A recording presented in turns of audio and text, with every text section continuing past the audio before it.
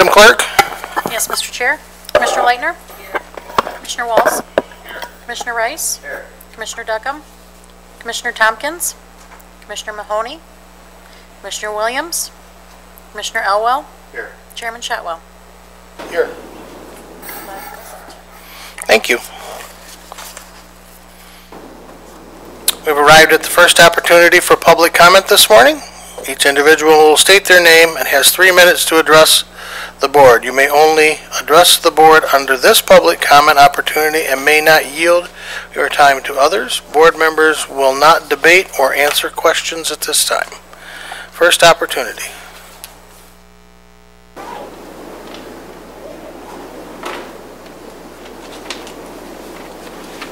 Thank you.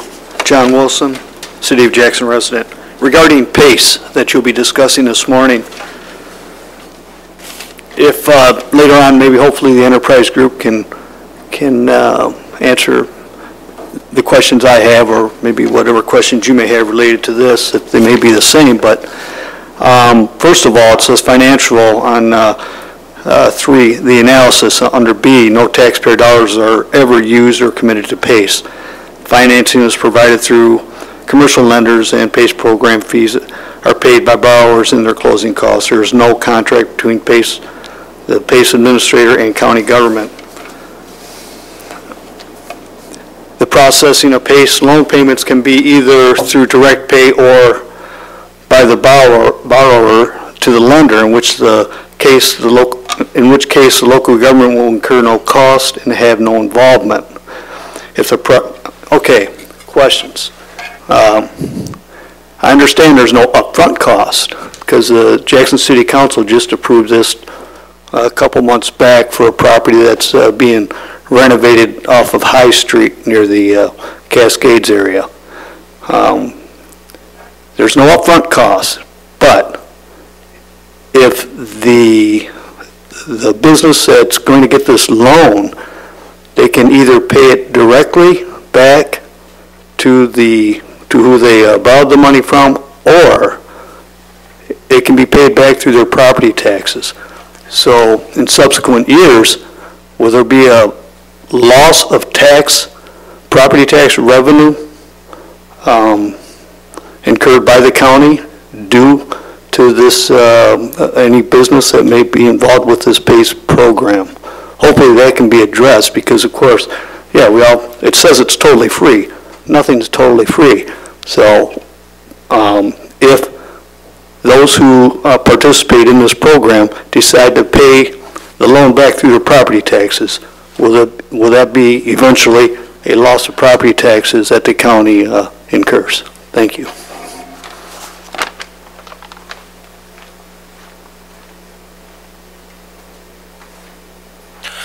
Any other public comment?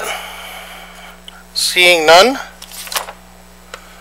Approve the minutes of the October 2nd, 2018 meeting. I have a motion by Commissioner Rice, supported by Commissioner Walls. Any comments, corrections, deletions, additions? Seeing nor hearing none, all in favor please say aye. Aye. Those opposed? Duly carried.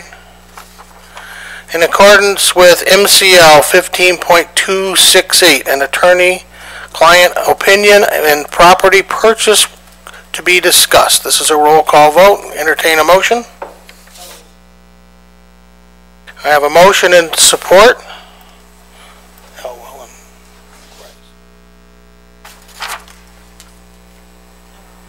I'm a yes.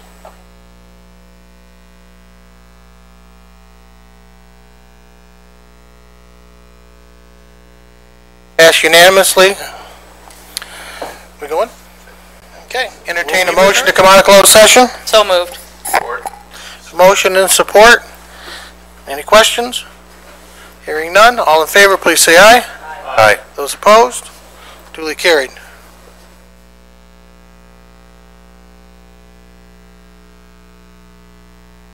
Vice Chairman Elwell.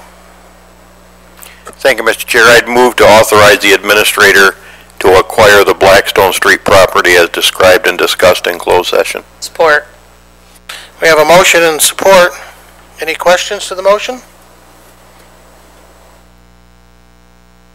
Hearing none, so the audience understands the Board of Commissioners worked on a negotiated price for a dilapidated piece of property within the city on Blackstone Street. Madam Clerk, could you call the roll? I'm a yes. Yes, Mr. Chair.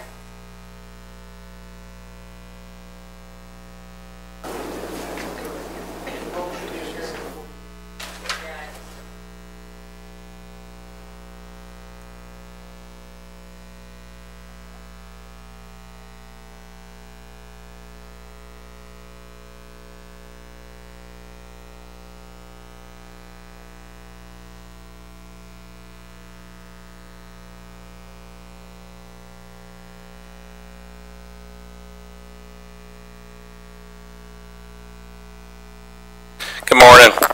At this time, I'd ask Tim Rogers to come to the podium and give us a little overview on PACE and introduce our guest. I assume you're going to go through some of the PowerPoint and Absolutely. explain the program. Thank you. Good morning, Mr. Chair and Commissioners.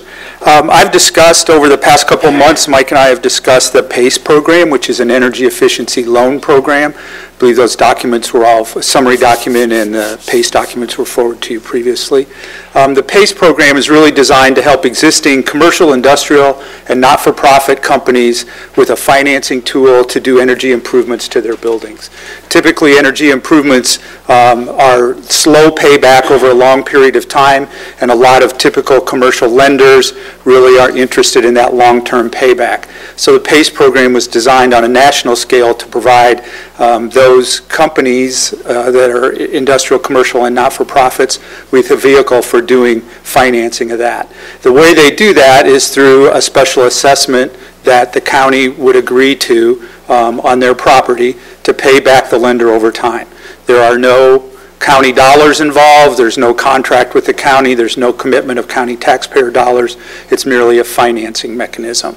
So what I've done today, we've asked Todd Williams, who's the general counsel for Levin Energy Partners, who administers the PACE program for the state of Michigan, to come here today and share some thoughts with you and then answer any questions that you might have. So Todd, I'll turn it over to you. Thank you. Morning, Chair, members of the board. My name is Todd Williams, I'm Senior Counsel with Levin Energy Partners. We are a PACE administrator, currently operating in 37 member jurisdictions across the state of Michigan to administer PACE programs on their behalf, create one open marketplace and attract PACE lenders to come in and bring money into the state. And more importantly for you, to make PACE as minimally invasive to our member jurisdictions as possible. We're here to do a lot of the heavy lifting in the front and to develop projects, develop marketplace for contractors, market to property owners, educate property owners, and get them through the process to allow them to take advantage of energy efficiency and renewable efficiency upgrades to their properties if they want to, and only if they want to. And to facilitate getting to a point where they get money on a cash flow positive project, which is guaranteed to them to actually save them money as required by the Michigan statute. Michigan actually has one of the most stringent PACE statutes in the nation. We hear complaints about it from PACE lenders all the time, and it always makes me happy because it is geared towards protecting the property owners and making sure they actually get what they are promised. I am here this morning to answer any questions about PACE. I'm also here because a property owner within the county, the YMCA at the Storer Camp, is looking to undertake a project, not only at that facility, but across 9 of their facilities across Northwest Ohio, Monroe County, and Jackson County. They've elected to work with Gem Energy, company out of Toledo, Ohio, to facilitate the project across all of their properties and are looking to move forward. In order to secure the PACE financing, though, they need a PACE district. So I'm here for any and all questions and hopeful that we will get PACE in Jackson County. Commissioner Elbow. Just 2 questions. I think for now, maybe the first one is more for Mike. Has anybody talked with our treasurer about this if we end up doing it to where the funds come through the county and there's a fee attached to it, to see if she's supportive? Last time I talked to her, I haven't talked to her recently about that. Last time I talked to her was when I first was looking at PACE, and at that time we both kind of were of a mind that, well, let's kind of wait and see how it all shakes out. Since that time, though, as you can see, PACE has moved across how many communities now? 26? 37 member jurisdictions now. We added Heartland Township last week. Yeah. So, one point of clarity, none of the funds need come through the county. Michigan statute actually allows for PACE lenders to lend money directly to property owners and for the property owners to directly pay back the lender. I got that part, and that's the part I was talking about. I may have said it incorrectly, but that's what I was talking about. And then, Mike, are we looking for approval today, or are we going to send it on to the full board and let it stew for a bit, I assume? No, I was going to run committee and then full board. And then, one more specific about the program. It talks in the presentation about what would happen if property is foreclosed on that has one of these loans on it. Can you go into detail about that a little bit? So Would we be left holding the bag on part of it, I guess, as the taxpayer? No. Thankfully, this is all theory at this point. We've actually not had a deal go pear-shaped on us. So, and PACE nationally has had very few, but we're not looking for it, and there are a lot of safeguards within the Michigan statute and within our program to, hopefully prevent that. But it's, this is the real world. There's no way to completely prevent it from happening. So, in theory, if one of these were to go pear-shaped, the amount of assessment that is past due, so the years that have come due and not been paid, resulting in the lender, now moving forward and seeking for the county to enforce the assessment through a tax foreclosure, it would be the amount that is currently past due that would be collected and paid to the lender. The remaining amount of the assessment would run with the property to the new property owner and would stay with the land. So if it's, if it's a 20-year note, we're in year 5, they haven't paid 3 years of the 5 years, and the property is foreclosed, hopefully it will sell to a new owner and will carry through. We have seen a few of our member jurisdictions require specific language within the contracts between the three parties, the county, the property owner, and the lender, as to when, if that were to happen, if the county were to maintain control of the property for a short time, that the assessment could continue to accrue, but the county would not be liable for it, and it would still run to the new property owner. So I'm not afraid of the sky falling, but my concern would be if we end up with a property that we end up foreclosing on that nobody wants to buy. Maybe that would never happen, and I think you're probably talking about newer properties that are being upgraded, but it is a risk, and we try to push it programmatically away from our member jurisdictions and into the lender kind of pot of who bears the most risk.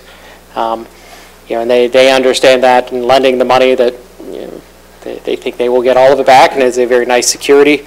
They think it will continue on with the land to the new property owner, and so they're pretty confident they will get it. But we do try to shift that away from our member jurisdictions and on to the lenders as the kind of the ultimate risk. I just don't want to shift it on the taxpayers. So, but again, we'll probably be supportive in the end, but I appreciate your answers. Thank you. Any other questions?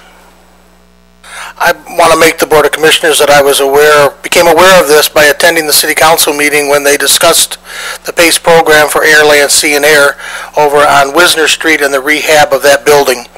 And that was where the discussion started again, that we do it countywide and make it just a tool in our economic box to be able to redevelop some of the different properties that we have around Jackson and also work towards new development in some of our sites. So, yeah. Any further questions? Administrator Elwell? Or Overton? Something I should know. Yeah. Interesting interesting point you brought up, because I see the worst case scenario is they don't pay their property taxes, and we end up taking possession of the property. And generally when that happens, we would then sell the property and keep all the money and pay off our losses and so forth. Where's the bank in line for that? With a PACE assessment and why it's attractive to lenders long-term, the assessment is pari passu to property taxes, so it tends to jump any mortgage or anything else behind it.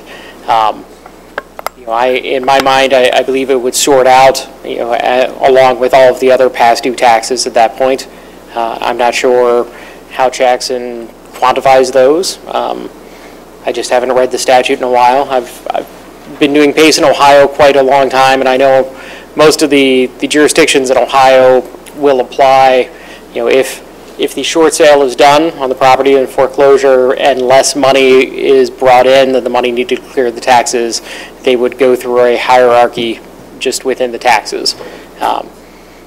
So I just wonder where the mortgage lender, the PACE lender falls into do we get our taxes before they get their loan? as far as the PACE lender, we'll have to work through that as soon as we have one that actually goes through. So the explanation that was given at the city was that the delinquent taxes would be carved out. The PACE loan would stay attached to the property and become a tax burden going forward on the property based on where you were at. The remaining balance would, but the delinquent portion would. It would be the only part carved out. Yeah. And that's upon sale of the property. Yeah. Correct. Yeah. Yeah, I understood that too. I just was asking a question. So it is helpful to note that we do maintain some loan-to-value standards within the PACE program. They're not a hard rule, but we like to see a PACE assessment project coming in to only be around 25% of the value of the property. So what we're talking about in a foreclosure situation will be 3 years or so of past due taxes that is a small percentage of the overall value of the property. The other question I had, I heard you say that Y has properties in Ohio and elsewhere that they're looking to do in the PACE program. I assume this PACE loan that would be, if you will, that we're going to handle or approve potentially, wouldn't cover Ohio. No, they are seeking financing through one of our lender participants within our marketplace. So it's just the properties that are within Jackson County. Yeah, the projects in Northwest Ohio go through Northwest Ohio Advanced Energy Improvement District, which is the PACE district in Northwest Ohio. They have separate financing on those. So it's complicated for the Y in that they've got essentially 2 different or 3 different groups of PACE that they're trying to work through. Perfect, thank you. And to clarify this is the Store Camp Y Center, which is based out of Toledo, not the downtown Y Center. Here, they would be a separate entity in anything that they chose to do. So you've got a different organization. Any other questions? If not, it'll come to committee. Well, just one for me before we end up voting on it at some point. I'd like more firm answers to those questions, because that was my concern. Yeah. If we end up foreclosing on it. Yeah. Thank you. We meet next Monday. We'll ask those questions again. Okay. Thank you. Next, we have, let's see, Richard introduce our guest from Morgan Stanley. They're going to do a presentation. You want to give us a little overview, Richard? That'd be great. Good morning, Commissioners. This morning we have a presentation by Morgan Stanley. They've done a study for us on our DC plans and our 457 offerings. So we have Jessica and Nick with us from Morgan Stanley. You have the presentation on board docs, and they're going to take you through it and obviously open it up to any questions at this point. Jessica. Thank you, Richard.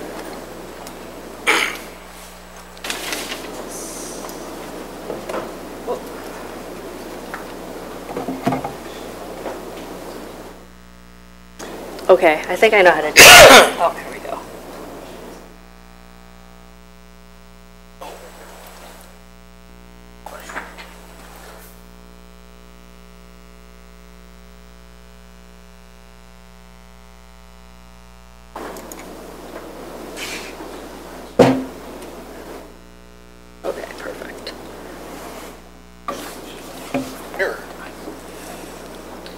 Can everyone see the presentation? Okay, perfect. So I'm Jessica Fitzgerald with Morgan Stanley, and first I just want to thank you for giving us some time this morning. I have almost 20 years of experience, and 16 of those years with Morgan Stanley. My focus is consulting for governmental defined contribution plans. In fact, that's all that I do. Even as our, small, local, Michigan-based team, we focus on this business. We handle more than 80% of all governmental defined contribution plans that are handled across the entire firm. So oftentimes I'm traveling to, the city of Texas, to the city of Atlanta, to Davenport, doing meetings exactly like these. So I was thrilled for the opportunity to do some analysis on a plan that's about an hour away from where I live. So thanks again for your time. Today we will be talking about your defined contribution plans. So that consists really of three things. The DC plan, the 457 deferred compensation plan, and your retiree health savings plan. I know you have a full agenda today, so if we can just go. There's really just four things that I want to cover with you today. One, an overview of the discussion, so why it's important to be talking about this now. We conducted a request for information, and this will show you the current state of the plan. Request for proposals was then done, and this will really show you how the plan could be improved. And then we want to talk about the participant experience, how participants benefit from some of these improvements that we're going to be recommending to you today. And then next steps, basically how to get it done.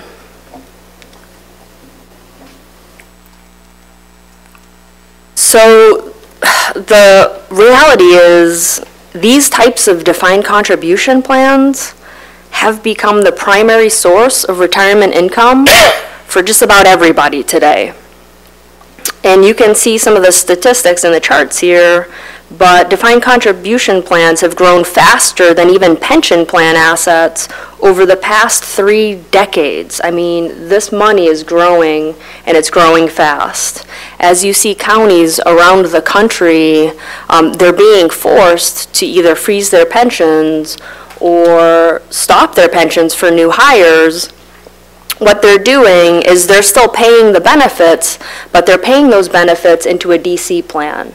So as these plan balances grow, and they're probably going to hit about $10 trillion in 2018, a couple of things are happening. One, regulators are really taking an interest in this market. Because there's these huge balances and those balances are growing, regulators want to make sure that those plans are compliant. So it's a good time to review your plan if you haven't reviewed it in some time. And two, and this is the one that we'll kind of focus on more today, employees are asking for better investments at a more reasonable cost. If we are going to have employees go into these plans, they just want a program that's best for them, that can help them grow their money as fast as they possibly can towards their retirement. So it's really this last piece our analysis showed could be improved for employees on the whole, and that's the investment and the cost piece. So what is the state of the current plan? That is on page 3. So there's some good and bad news on this page. We'll start with the good news. Collectively, the plans have grown to almost $21 million. And that might be surprising to some of you if you see, because there's 8 different vendors here. So you see statements of varying different sizes, but when you add it all up, $21 million is a lot of money. The challenge is the money is spread across 8 different vendors. And it's really hard to be competitive on just about any level when your money is spread so thin. You just know, without even looking into the details, that you might not be getting the best deal. So it really came as no surprise to us that the plan was pretty expensive. Any questions about the layout or the structure of the current plan that you have? It took us 3 months just to get to the point where we were able to get all of the information from all of the record keepers so we could make this comparison. Okay. So as I mentioned, it really, when we saw something like that, we thought, okay, this plan is going to be relatively expensive just because of the structure of it. So if you look, again, the aggregate plan balance, we were a little bit generous here, and we said we're just going to take an estimate of $21 million. The aggregate plan cost is approximately 1.38%. That is a weighted average, 1.38%. And we just kind of did a simple analysis in the beginning. Okay, 21 million, 1.38% are the fees. What does that mean to us? How do we rank versus other plans of similar size? Maybe that's not bad, or maybe that's really bad, but we won't know unless we actually, benchmark this plan. After we did that benchmark, we found at $21 million, 1.38% ranks the plan among the most expensive. In fact, it was higher than the highest 95th percentile versus plans of similar size. So very, very high.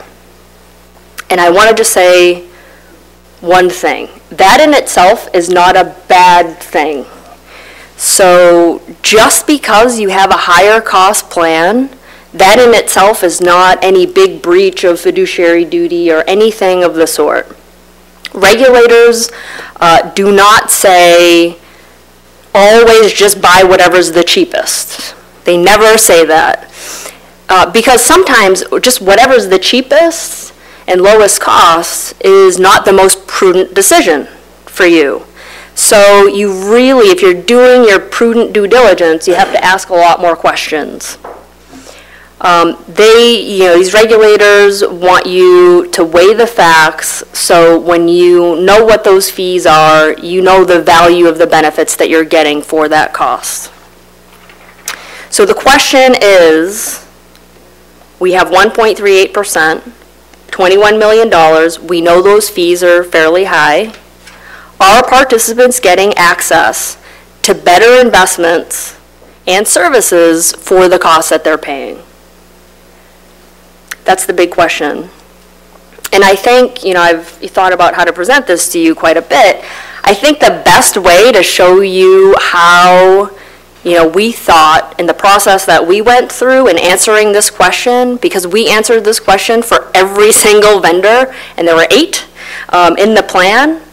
I think the best way to do this is just take 2 real-life examples that you have instead of talking in general terms. So I'm going to take 2 examples. The outliers, the most expensive option that you have and the least expensive option that you have, and then just do a little additional analysis so you get a feel for why we are not recommending those 2 options. Okay, so your most expensive option, some of you may have never even heard of this company before, is Symetra. Symetra is your most expensive option, and the cost of the Symetra plan is 2.34%. So that is way more expensive than the 1.38%. Again, that doesn't mean they're bad. We don't know yet until we look into what the structure is. But why are they so expensive? Symetra is completely different, and this isn't supposed to be this big long education about finances, but Symetra is an insurance contract. Their whole value proposition is you invest in this contract, and if you make money and your investments do well, then you do well. But if you do poorly, then we guarantee we'll give you all of your money back over some period of time. For some of your employees, that sounds like a good deal. I'm afraid of the market. I don't want to invest in the market. I want something that guarantees at least I'm going to get my money back. I'm willing to pay twice the cost of maybe what I should be paying for this product. That's why they're so expensive. For us, as consultants to these plans, we look at that and say, okay, there might be certain people who that, makes sense for. However, it's not appropriate for an employer-sponsored plan. If these people would like to get that type of insurance outside of the plan, they can do so at the same exact cost. There's no benefit to something like that being in your plan. So we would not recommend Symetra as your record keeper. Any questions about that? Okay. The least expensive option that you had, so you have the highest, that was way, way high, and then you have the lowest, that was way, way low, is MERS at 0.5%, 0.51%. It's kind of a head scratcher, to be really honest with you. How are they so cheap? When you do the same level of analysis that I just kind of went through with Symetra, it becomes very, very clear how they're very, very cheap. So, and by the way, MERS, they were very cooperative through this whole thing. They were really a pleasure to work with. But here are my concerns with MERS. These are just observations. And there are 3. So 1, with MERS, you get no flexibility in the investment options. No flexibility. And anytime somebody in consulting, and I've done probably hundreds of these, anytime you see that from a vendor, it's a red flag. No flexibility with the investments. Fundamentally, I don't like a vendor or a service provider telling me that they're going to force my clients into their own proprietary investments. That to me is like the definition of conflict of interest, and I don't think that that's right. So the lack of flexibility with the investments, everybody gets the same investment lineup, it's kind of a cookie cutter deal, and they're all their own funds. But regardless of that, philosophical views, we still analyze those investments nonetheless. We did that for everyone. And there were 2 concerns that came up in analyzing their specific investments. One is a lack of track record. They did not have performance history that was satisfactory. In fact, it would have violated even the most basic investment policy statements. That's a lot of risk. Only 6 of their 27 investment options had 10-year track records. Can I ask you a question about that? Yes. MERS has been around a long time. How is that possible? Did they created eliminate old funds and created new ones, and they do that every so often, or? Mm-hmm. Well, they created this program. It kind of makes some sense because they just got into the 457 business in 2012. So some of these products were created around that time, so they wouldn't have 10-year track records. In fact, most of them don't. So 6 of them in 10 years is kind of a magic number because we all try and forget, but we remember 10 years ago is when, we had that great recession, we had the down market, and then we had the subsequent recovery.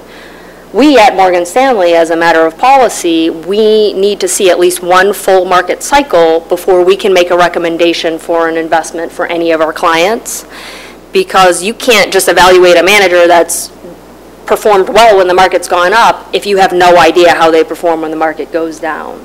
So lack of track record is really, really important here, and we just didn't see that. We weren't comfortable with it. 80% of their funds would have violated a very, very basic investment policy. The performance was subpar. So just to be really specific with Jackson County, your employees in the MERS program, 80% of their investments are in the target date funds. 78.8% are in the target date funds. That's a lot. That's overwhelmingly, people are using target date funds. So we did a special study comparing those target date funds, and what we found is what we thought we might find. The target date funds underperformed just a basic Vanguard target date index fund by more than 1% every year trailing 5 years, which is the longest history that those target date funds even had. So even in good markets, they've demonstrated some significant underperformance. So those are pretty big reasons. They look costly, but really we felt that they were more costly in the long run with what you give up on the investment side. Two other things, not to pile it all on, but there are two other kind of notable observations that we made. And one of them, Mike, I think you kind of alluded to this, is the lack of experience. You know, MERS just got into the 457 deferred compensation business in 2012. That is 6 years ago. All of the other vendors that you have in your program have been in this business for 25 years or more. So they have there's a huge ocean of a difference of experience with MERS. And here's the thing that I think was most kind of surprising is their total asset base, all assets under management reported by them in their 457 business was less than $94 million. ICMA, just as one example, has some individual clients that are 3 times the size of their entire asset business, their entire business. I mean, that was remarkably small. We've not seen a service provider with such small asset numbers before. Did I understand correctly? You said MERS has less than $100 million That's correct. under 457 management. Total. Yeah, that's, you know, given that we have 21 million and we're just a little. You'd be thin. 20% of the plan. Yeah, it doesn't make any sense. Yeah, and there's only 2 other plans of your size. I mean, it's just, so that was a little bit startling, versus a company like, you know, I'll give you ICMA and Empower.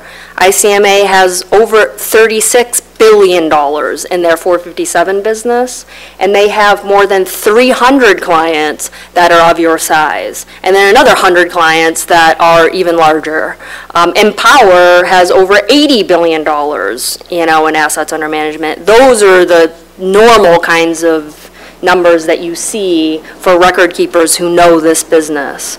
So the lack of experience was a little bit alarming, and then when you look at the services that they provide, the lack of experience starts to shine through.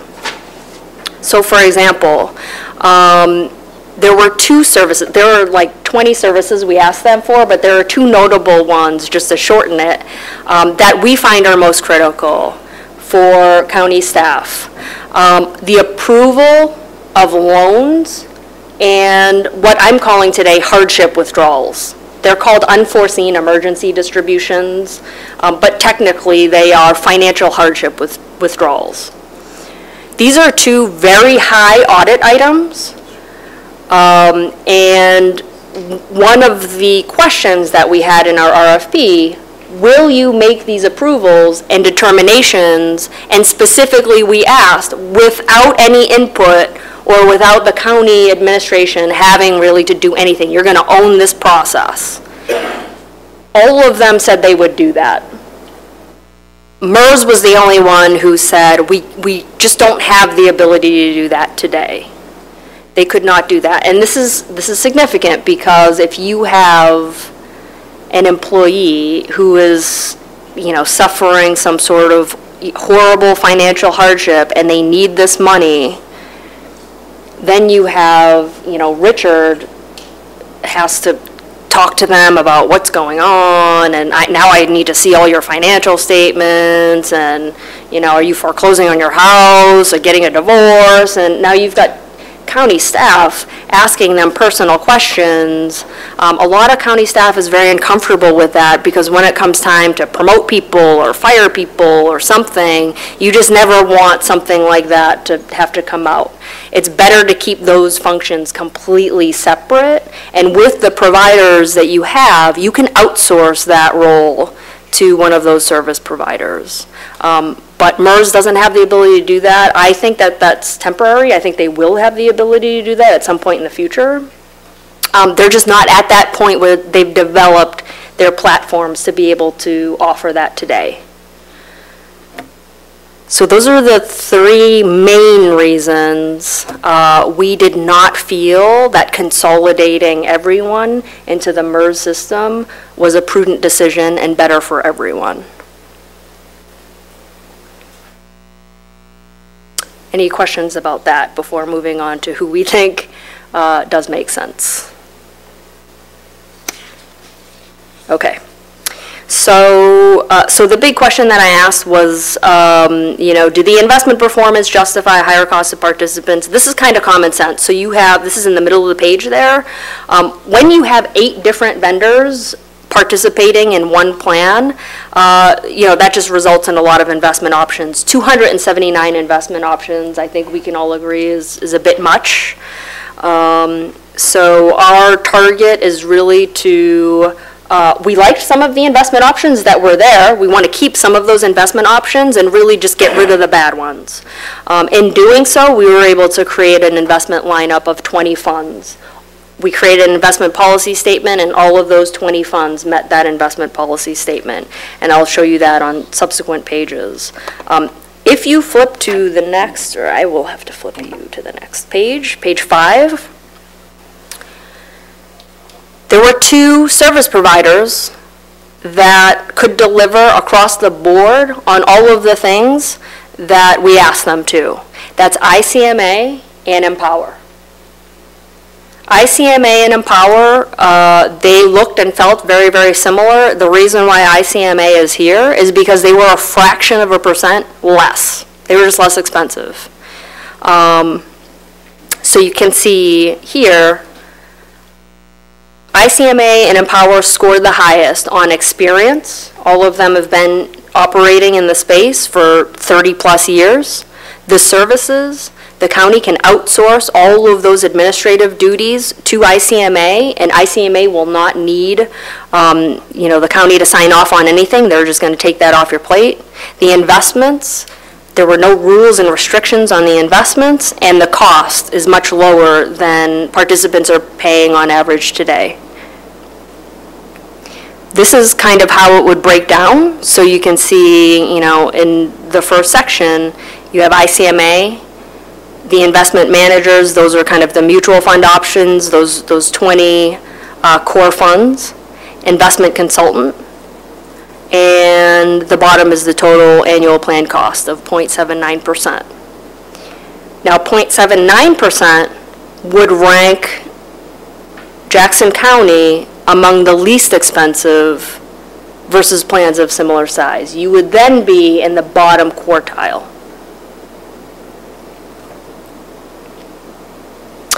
We also thought that ICMA, and I've worked with both ICMA and Empower, so I have no allegiance to either of them. ICMA was less expensive.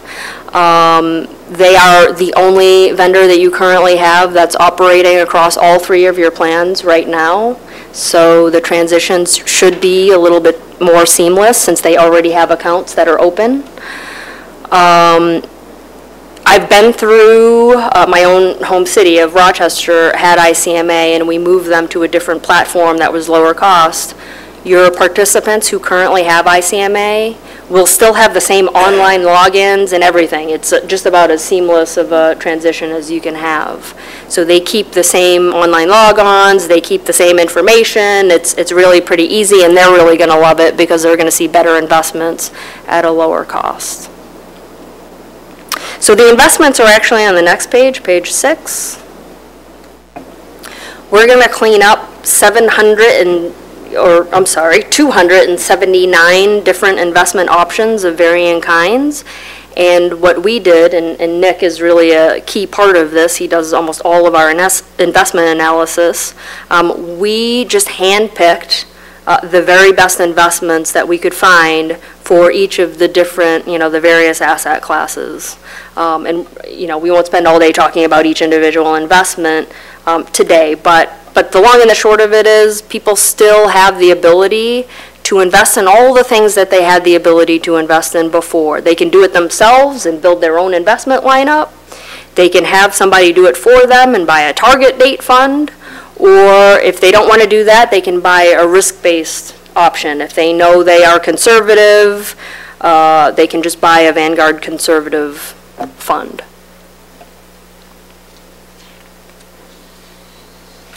How easy is it for constituents to move between funds? It's very easy. It happens the same day. So they just go online. If it's before the market close, they go online and they can just transfer their investments right online or over the phone, and it happens same day. And there are no restrictions on the investment transactions they can make. So the next chart here is how we would communicate this benefit to participants, because we really want them to know all of the work that, you know, Richard and HR and Mike and all of you have put into doing this.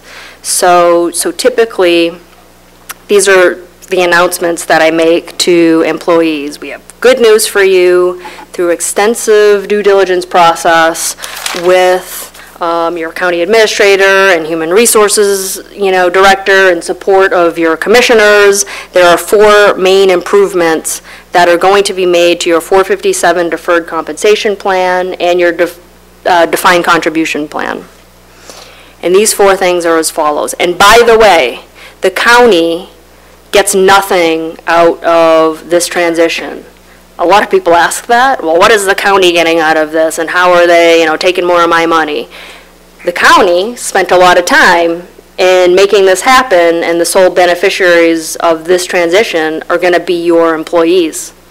All the money and all the, performance results go directly to them. The county doesn't get anything out of it. People like to know that. So first, lower plan cost. The aggregate plan cost 1.38, future estimated 0.79 on average. Now, if you pick all index funds, your cost would be about 0.5%. If you did not want actively managed funds. If you chose all actively managed funds, it could be a little bit higher. Investment enhancements, I think people will really appreciate this. Because they believe the plan is too confusing right now. We're going from 279 investments just to 20 core options. Our goal is only to offer the best quality investments with more consistent performance at a better value, at a lower cost. And we, being so close to the county, are willing to meet with your participants and communicate with those participants as much as they need so they understand how this is benefiting them. No action is required. This is the key to the whole thing. These changes will take place automatically. None of the benefits are changing. That's an important thing to point out. If you're in the plan, well, unless that's changed, we've kind of talked about maybe some different match dollars, but if you're in the plan, you're going to remain in the plan. If you're contributing to the plan now, those contributions will continue. If you're invested in the plan, your investments are going to remain invested. None of that is going to change. The only change is, you will see different investments at a lower cost and possibly a different name on your statement for some of you, those who are not using ICMA. And then the 4th thing, this is something to come way later, but Morgan Stanley has agreed with the county to develop a financial wellness program for you at no additional cost. These are just more tools and resources that participants will have once this plan is up and running. Any questions before going to the next steps of how this all gets done? Okay, so I've gone through way more of these, and I'm embarrassed to admit how many.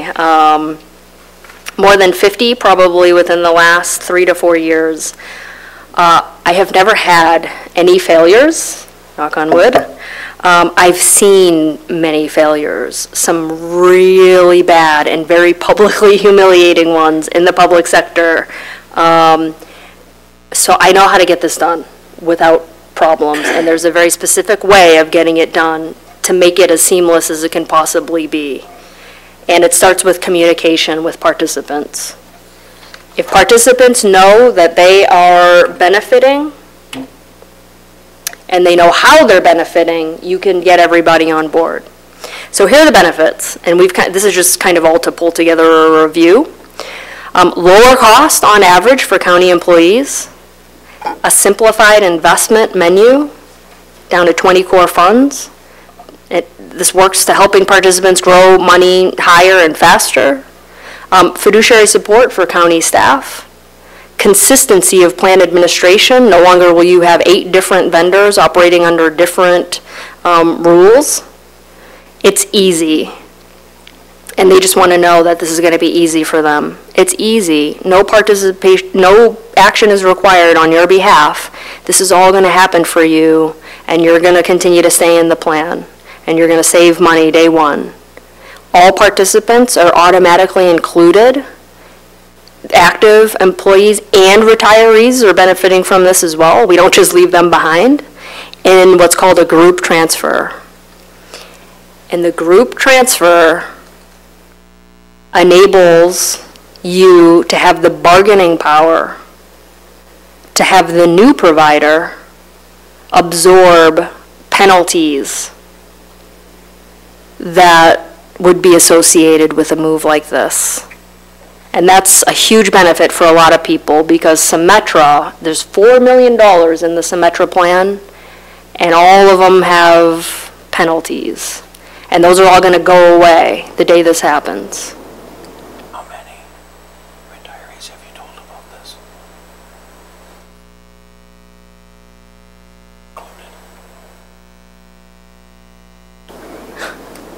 Yeah. So, any questions about that? Yes. It looked like you were reading lips there of Mike and Steve, but maybe not. Would there be penalties if I mean, we're being critical of that now, and I agree it's probably a bad thing to have penalties to move the money. But would there be penalties later if the county were to try and change this at some point in time with what you're suggesting? No. Good. Thank you. That's correct. You got it, absolutely. This is like your best chance right now. You've got this opportunity to negotiate so well with this pool of money. That's right, no more penalties.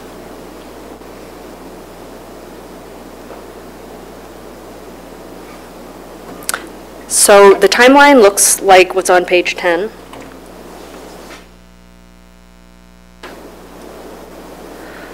This is a timeline I've used multiple times. I think the brilliance, we'll say, of Richard and Mike, they've basically said, hey, you know what we know, we're real busy, we're outsourcing a lot of this to you since you've done it a lot, so you are responsible and accountable for making sure all the T's are crossed and all the I's are dotted, which I respect and is perfectly fine. So to get this done, there's a tremendous amount of behind-the-scene work. There are bi-weekly calls that happen for 4 months just to make sure it all stays on track. These are things that must happen to get this done. If this approval happens on November 13th, which I believe is your next meeting, yep, we would draft a letter of intent and we would have that ready for all of the vendors to let them know what's happening. So they're not coming to you and asking questions. We, take that responsibility. We would then, over that 4-month stretch of time, send the good news to participants, let them know, hey, there's some changes happening, this is all to your benefit, and then very soon after they get that correspondence, we set a number of group meetings so we can meet with them, explain what's going on, here's what's happening, here's how it benefits you, here are the dates that you should be looking forward to, and then we just hang out for one-on-one meetings so people can ask us questions. If we can do that, and we can stay on schedule, the best time to get a conversion is just before the end of a quarter. If we could get this done in like mid-March, the reason why that's great is because you get it done in mid-March and then a couple weeks later, employees get their first quarterly statements. So they can see the transition that happened, they get their new statements, and kind of they're ready to roll. If you do it like right after a quarter end, they don't get their first statement for, 2 to 3 months. And it just doesn't make for as smooth of a conversion. So the timing is actually really, really good. Yes. If you mention this, just disregard what I'm saying here. Okay. Did you address the challenges you have on here at all? And if so, how you would handle that? Yeah, so there are multiple challenges. Some of the assets must be held in trust, and they could require individual transfers. I've done that. I know, Valak is one company that you currently have, and they almost always recommend individual transfers. We fight with them to try and get them to do a block transfer. Sometimes that's successful, sometimes it isn't. I've already been in contact with ICMA, and they said, well, it's $250,000. There's probably 10 participants there. We'll just get boots on the ground and meet with those people to make sure, we're targeting them and that they move over. Lockup periods with market value adjustments, that's just a fancy name for another penalty. I've already spoken with ICMA, and they are going to absorb the penalties. So that's been resolved. Mm-hmm. Would there be any personal tax liabilities for our employees? Absolutely not. Okay.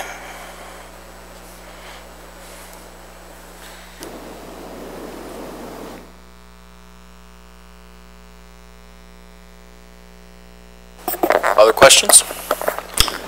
If not, we anticipate moving David it has to one. committee and then full board. Well, I was just going to ask that, what's your process on Yeah, it? committee, then full board. We've looked at this, in all honesty, for a number of years internally, because we recognized early on that, fees were out of line in some places. Yes, I do have one more. So have we been talking with employees on it, and do we think they understand it? No, And we've not discussed this with employees yet. three-part question then. Is there going to be pushback? And will it just be because of lack of knowledge of? I think it's changed, so there's always going to be some folks who just right off the bat, quick reaction. But I think when you explain it all to them that, they're getting a better investment product at a lesser cost, they should be fine. Now, I can tell you that the thing that probably is most difficult to overcome, in my mind at least, is some folks will say, who are you to tell me who I have to invest with? Right. I've invested with XYZ company for 10 years. That's my uncle runs that place, and that's where I want to put my money.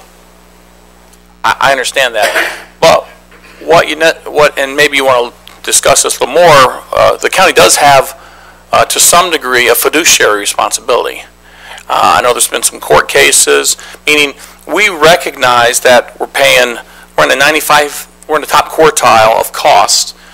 Some of our products aren't producing what they should be producing, and therefore, would you elaborate a little bit on that? Yeah, absolutely. I think you hit the nail on the head. So you'll always have those participants that say, no, I want to go just do this thing over here. It costs more money. The investments aren't as good, but it's my, sister-in-law, and this is what I'm going to do. But the liability still lies with the county fiduciaries. So if you allow that person to make that choice, 20 years from now, that same person is going to come back to you saying, oh man, I got $25,000 less in my 457 deferred compensation plan because the plan sponsored by my county was terrible. Who's responsible for this? They seem to forget that they're the ones who picked that because the county is responsible, and this is happening all around the country. So does that fiduciary responsibility shift if we do this? Shifts to us. Right, that's what I mean. Yes, shifts to us. Commissioner, if I may, where we do get a lot of input from employees,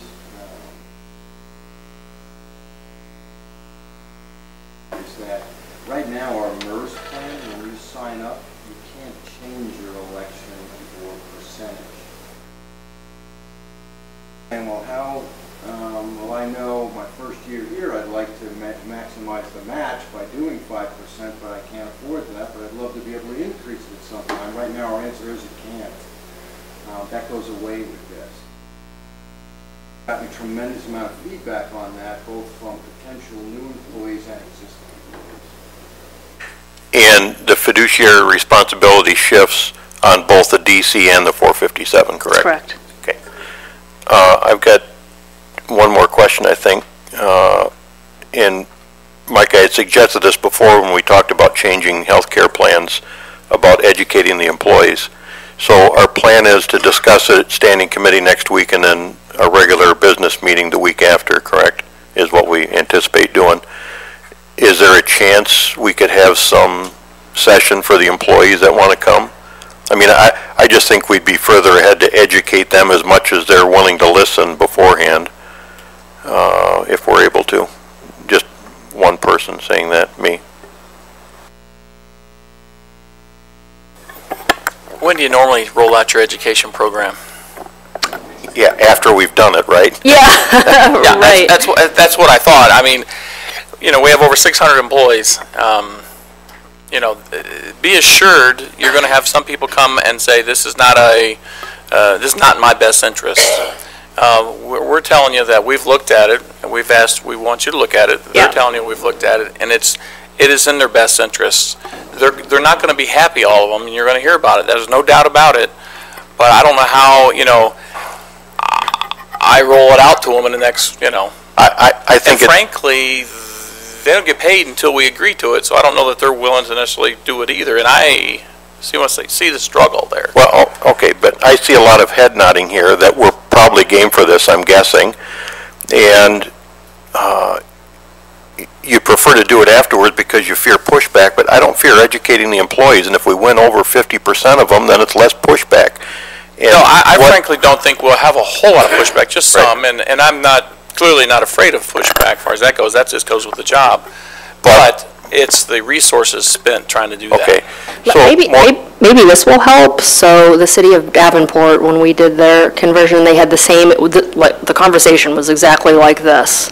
And so we pushed forward with it, and their agreement was when we present this, when we get to the stage where we're presenting it to employees, if a third of the employees say, this is a terrible deal, I don't want it, I don't understand this, you can stop this process at any time, right up until the day that it's scheduled to happen. It's not like irrevocable. I mean, so if we get into a situation where we move forward with this and there's this huge uproar of people who don't agree with it, we can talk about it at that time. I don't see that happening, but I understand your point. So I appreciate the great job that Morgan Stanley does for us, and I believe in the KISS principle, which is keep it simple, stupid, and I'd be willing to bet Morgan Stanley'd be more than willing to come in one time, let the employees know when they're going to have a meeting in this room. If they want to come in and listen to it, fine, and then we will at least know that we have offered the employees a chance to learn about it. I don't see it as that difficult, but I'm not going to complain and whine about it. And I would think we should do that before we take a final vote on it at the Board of Commissioners meeting. Yeah. But that's just me. I don't have a problem with that. There's going to be, frankly, lots of meetings to explain, not just one. But you're talking about having a general meeting or a general invitation prior to the 13th. Yes, just to educate them. Right. What do you think, Richard? I see fingers on the dais drumming. He's out there. I think it opens a can of worms, and when we talk about the ones that fail, I'm having, you don't want them to feel, because this is a fiduciary responsibility that you carry, and you want them to know that this is a decision that you are making because you feel that they are, on the whole, benefiting. I would try not to give them the sense that this meeting is to get their buy-in, like they all have to buy in or we're not moving forward. So it's all in how you present. You know, this is something that we are going to do going forward. What concerns do you have? I think we underestimate how smart our employees are. I think hope you're educating them, you know, I still know what decision I'm going to come to, but I I'm hopeful that we can educate them, and if we can't, we can't. But I just think we should at least offer it, and if they don't come, they don't come. Thank you.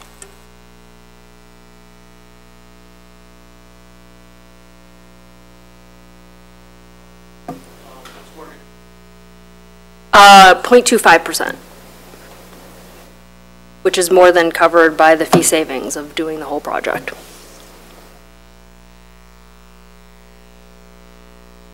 Anyone else? Questions? Sarah, anybody? Okay. Is there a date you have in mind Regard to? to addressing employees? What about doing a webinar? I mean, those are easier, that's easier to do than, then you can at least do that in your office and just have a live stream webinar. So they don't have to physically come here, we have to rent this space, and people can do it from the comfort of their own home, but also type in the questions. If I can interject something here, that's fine with me too. And the fact is that, we probably have some former employees that will be included in this, but you're talking primarily about active employees. We have email addresses for all of them. You push it out with a link to it and let them look at the information, and you can put your best sales pitch in that. If that's the way you want to do it, that's fine too, I think. But We have meeting rooms where we can stream it to those that don't have it at work. We have a system where I'll shut up after this. Think back to when we did the insurance, the pushback we got from employees on that simply because they didn't know. We heard some grumbling. We still did what we needed to do and what was the right thing. But I just am not regretful of educating the employees before we take action. And I'm not afraid to make the decision I think is right, but I think we'd be best to educate them as we can, if they want to.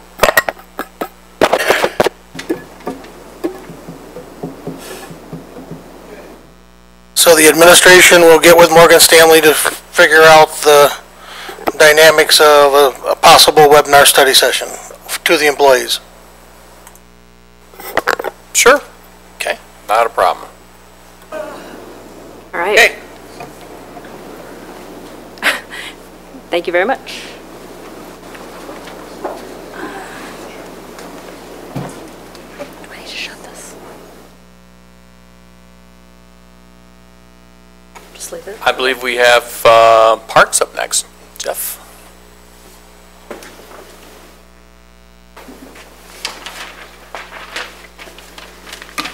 Good morning. I think I'm now getting used to Michigan time again. I felt like when I showed up today it was 5 a.m. I spent a week out on the West Coast and acclimated quickly, apparently, so it still feels early. So, what I'm presenting today, or you have in your information, is a request to reaffirm the historic name, the original name of the fairgrounds, which was known as Keeley Park, dating back to the late 18th century, early 19th century. The focus of this is really a part of the rebranding of the site from something that today we find that the community sees. Even though there are other things going on throughout the year, folks see this as a site where one event happens a year for 7 days, and really doesn't tend to look at the site for other activity over the other 51 weeks of the year, with the bringing on of the new event center and the redesign of the infield area. We'll be in a position to begin to program a significant number of additional activities, as well as the master plan for this site calls for the development of a park at the corner of Grand River and the Grand River and Ganson Street, as well as a linear trail system that runs from Ganson to north and on forward to Monroe Street, and the future path system we're working on, the statewide system that heads to Stockbridge on north. So you'll have a number of year-round elements occurring at the site. So it seemed logical to us in that rebranding that we discuss and recommend that the original name. Now, we looked high and low. Mike Way, our board chair, has access to the library staff who did a considerable amount of research. There's nowhere we can find that the name Keeley Park, that's why I'm using the term reaffirm, ever went away. People just over time, as they do, much like I noticed coming back from the airport, there's a really big sign on the interstate that is good. It identifies one of our parks as Cascades Falls Park, and it's a state sign, one of the large brown signs. It also has Ella Sharp on there. There is no Cascades Falls Park. There is Sparks County Park with the Cascades in it. So my point in that is that we can't make folks call something that they don't want to, but I think officially we should recognize the site and of making that recommendation that it return to its original name of Keeley Park. James J. Keeley, as you can see in the material, and again, we tried to vet and pull as much information as we could. Library staff did not find anything negative about the individual based on today's standard. He wasn't the most exciting chap in the world.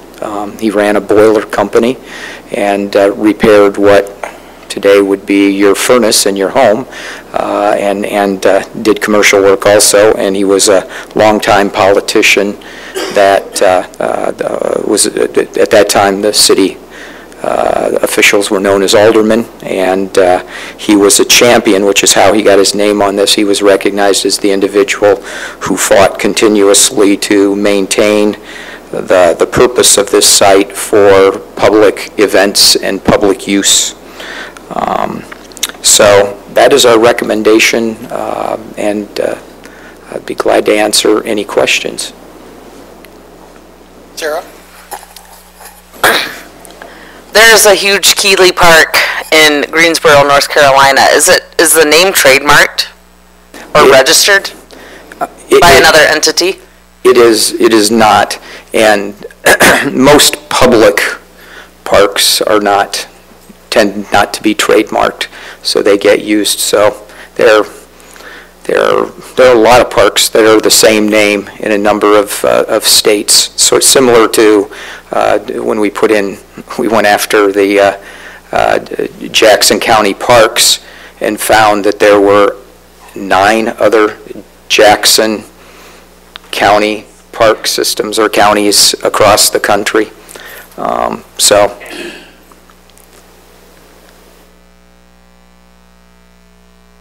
Yeah. Go ahead. What is the advantage and disadvantages of changing the name? The advantage of changing the name is an attempt to, in our marketing materials, be able to rebrand or change the public perception of the site from a one-dimensional, one-time-a-year event site to something that's new and fresh and says there's something for me to do here 365 days of the year. There's actually a county park here, as opposed to the fairgrounds, which is not viewed as a county facility that's welcoming and open to folks 365 days of the year. Now, granted, there are some facility changes that have to be made in order to make that happen. As our master plan describes, eventually the fencing that creates a fortress that says don't come in here has to come down and be reconfigured behind the scenes, protecting our support facilities. But this is the rebranding is really the advantage. The disadvantage is the opposite of that argument, which is if we leave it the same, then we have a bit of a hole that we have to dig ourselves out of to convince people that this is a county park and that it's there for them 365 days of the year to use, not just show up for a single special event once a year. But if people know the park now as it is, as the fairgrounds, yeah, how many years is it going to take to educate the public that now it's Keeley? It will take time and consistency. They will continue to refer to it as the fairgrounds. I believe over time we can change that, just as it didn't overnight change from Keeley Park to the fairgrounds. That happened over a generation, 2 generations. Yeah, we could not find any any demarcation or point at which it suddenly went from Keeley Park to the fairgrounds. It still is the Keeley Park. Yeah, it actually has never changed, but it's, perception is perception. If people call it the fairground, then everybody starts calling it the fairground. So the name Keeley Park has not been in practice for many, many moons. So it'll take time. There isn't any doubt about it. But it's an attempt to change perception of the kind of activity that's going on at the site and that it is a park. It's not just come here for the fair. Thank you. Thank you. Jeff? Yep.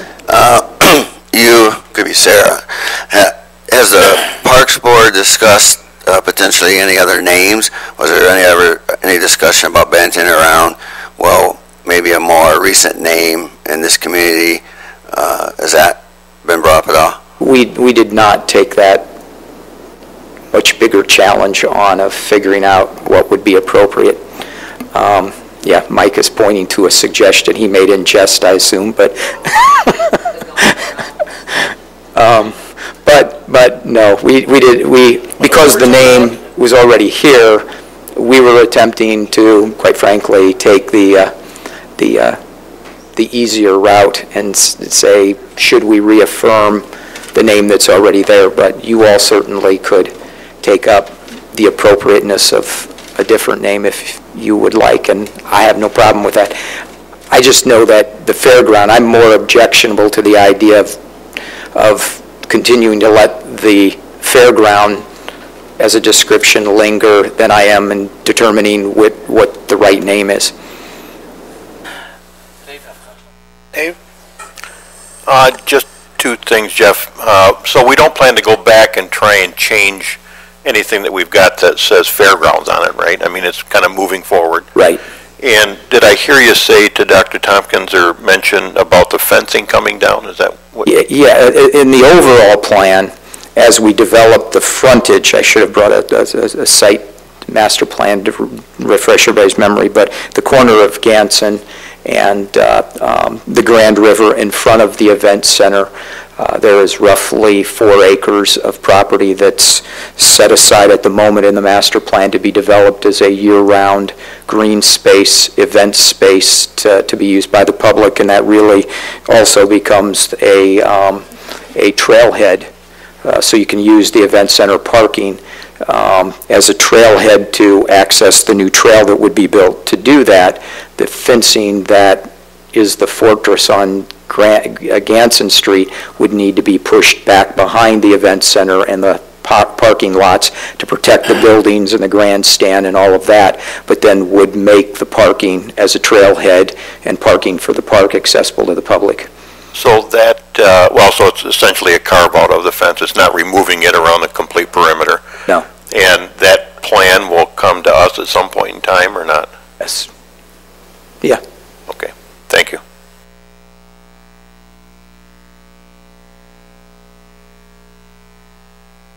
Other questions?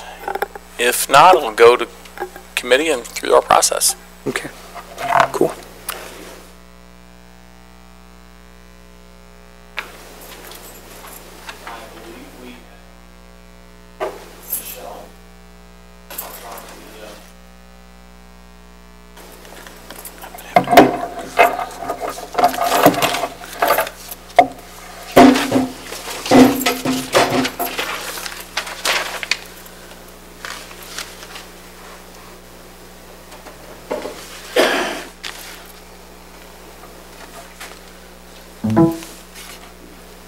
She's carrying a lot of paperwork for being an IT person. I know, right? I have too much technology. I'm dropping it all over the place, too.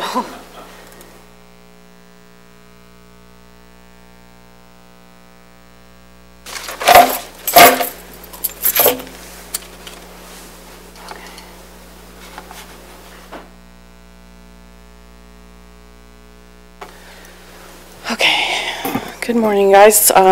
First off, I would like to thank you all for your time and consideration moving this incentive forward. The presentation I have for you today is much smaller than what you would have seen in your packet. And I encourage you to review the proposal, but we'll focus on to authenticate the items that are necessary for the infrastructure. The incentive, hold on, I'm going to get myself set up here, should be broke down into 3 areas: production, backup, disaster recovery, and the option for cybersecurity. Starting with production, it's important to give you all an understanding of where we are today in the existing infrastructure. Our infrastructure right now is 5 years old, aging, and coming up for maintenance in 2019. We do not currently have enough capacity to maintain the rate of growing unstructured data, which, as you can see on the screen, those would be examples of unstructured data: video, audio, file project shares, document imaging, and management of that.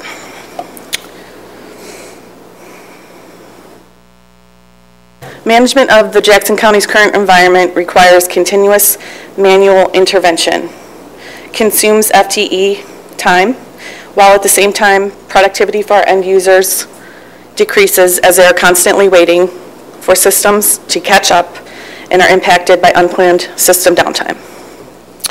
This weekend there was an example of unplanned system downtime where the Sheriff's Department was not able to access some non-mission critical applications because we ran out of space. This is something that was unnecessary and could be remediated with additional space.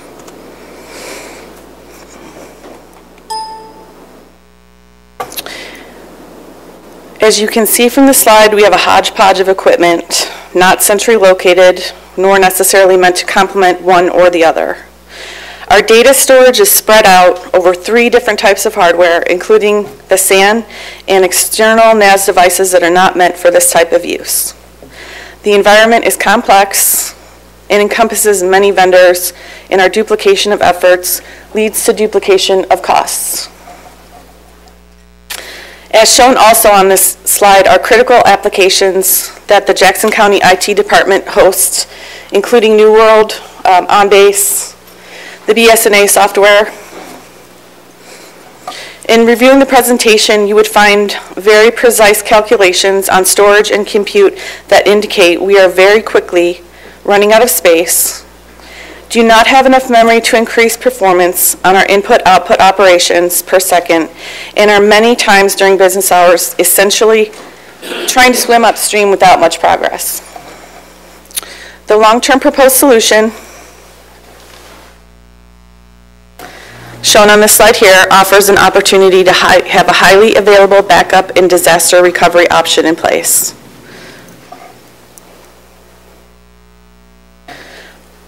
Jackson County needs to provide a better disaster recovery and high availability plan for business critical applications. As mentioned, our backup hardware is not centrally located and is comprised of antiquated PowerVault tape systems, exagrids, and network-attached storage that does not compress or efficiently store backup information. Recovery and restore of the same is equally challenging, if not, in our current environment, impossible. As mentioned, our backup hardware, we're not able to back up data fast enough. We had a backup that ran for 21 hours for one, nor retained backups for extended period of time. We need to reduce the risk of unavailable backup information and be mindful of ransomware and cyber threats. Our current backup challenges include elongated backup and recovery windows, reliance on multiple vendors, lack of available storage for future growth, poor deduplication rates, and many hours of manual intervention. The solution the Dell EMC Avalon teams have proposed addresses all of our backup and disaster recovery business challenges. Most importantly, it decreases our FTE time exponentially. To date, we can expect 20 FTE hours weekly of backups. The proposed solution would cut this time to approximately 15 to 20 minutes. Last but certainly not least, the proposed solution includes a cyber recovery option that will distinguish Jackson County from the rest in our ability not only to recover quickly from a cybersecurity or ransomware attack, but preclude attackers from having the opportunity to penetrate our data in the first place. The information you see on this slide shows true costs of ransomware attacks. In our situation, the revenue pool may not be as large. However, the approximate costs our county would have in this situation would definitely exceed the cost in procuring the cybersecurity option to keep this from happening in the first place. Attackers continue to advance their ability to penetrate organizations in holding them hostage to paying ransom for this data. This is done by first attacking and destroying the backups that are available and further preventing an organization from recovery. This option safeguards our mission critical information and guarantees a recovery in the event of attack. It only takes one person to invite hackers into our organization.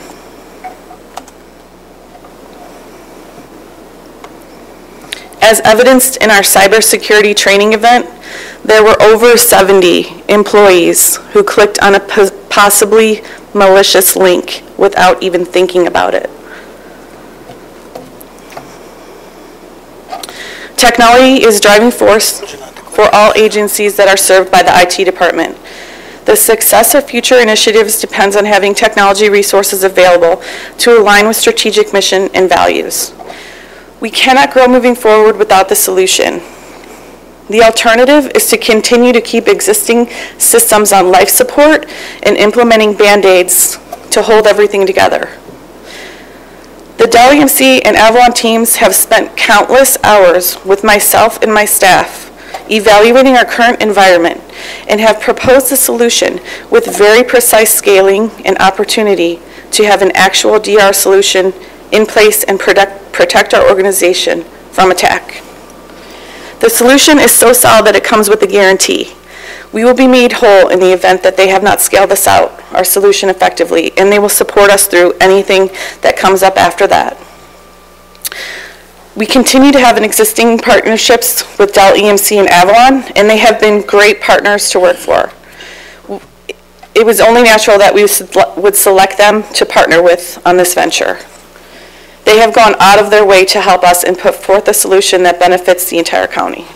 I look forward to working with them in the future and hope you will also approve this initiative so we can begin to stand up a solution that will be a game changer for our county. So I do have, I think, a whole side of fans back here. If you guys have any questions, the Dell EMC and Avalon teams are here to answer the high-tech questions that I might not be able to answer. Or I can answer. Yeah, you're going to get a lot of high-tech questions here Yes. from us. The flex Maybe capacitor Dave, is not that working. must be too quick. No, just regular pain in the butt. I think Sarah had a question. Yeah.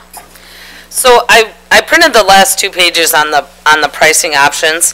Yes. So you talk about cybersecurity and stuff, but only one of them, which is like the Ferrari, option, has the cyber recovery stuff. So is there more than 2 options? Because it's like, this looks like the basic bottom of the line, just going to get us by, and then this is like, to me, Ferrari. But, I'm not a techie. Sure. I have an iPad and my own computer. That's about it. So, I guess, but looking at it, doing apples to apples and talking about cyber recovery, there's none of that in here. So what would that cost?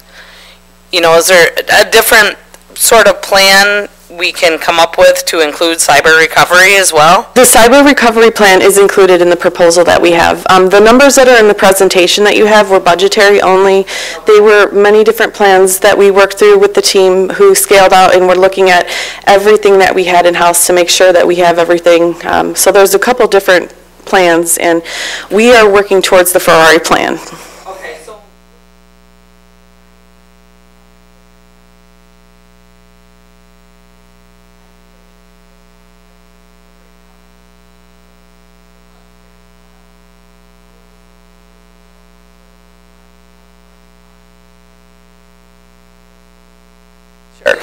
obviously we have space.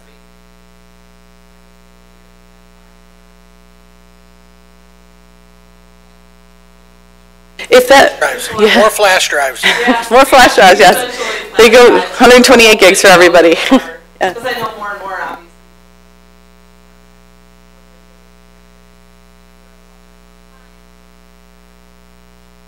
If the plan that you are looking at doesn't have the cybersecurity option on it, it is intended in this plan. We do have a proposal that includes everything, which is our production, the DR, and the cyber recovery option. I can forward you a different one if that one doesn't say the cybersecurity. It does, only for. Okay. Yeah, those. I mean, it's a $3 million. You know, with a couple of different extra options and, it looks like some IT support and maintenance stuff, but I'm just curious which one are you actually, what's a bullet point of all the stuff that you need, essentially? Yeah. You need to dumb it down for me, okay? That last list should be, I'll send you an email of one. Perfect. Okay. I can do that, I think multitasking maybe. Question. Dave. Just a couple of questions. So I kind of wrote a couple of notes off the PowerPoint. So, well, you say they're budgetary figures, but the figures are 280 for what, 34 terabytes, 560 for 98, and then the cyber recovery plan that you're talking about is 175,000. Is that accurate? The cyber piece was 175,000, yes. So how much do we currently have for storage in terabytes, ballpark? Altogether, good question. Do we know that? 100 terabytes. And the one plan you're talking about is only 98? That is just one piece. There's several different pieces to that fit together that all have 98, 98, 98. Do you guys know what the total size is out for all of it? So there's certain pieces to it, so I can't hear you, I'm sorry. Pieces to it, so the component you're specifically referencing is for backup only, and that is to provide a solution for today, and then also for 3 years of growth as well. So it's not necessarily like for like, and then so Aaron mentioned there's 100 terabytes of production storage today, so the way we accommodate that is through... Michelle, can I ask that he come up to the mic, because it's kind of recording it, it might be good to get that.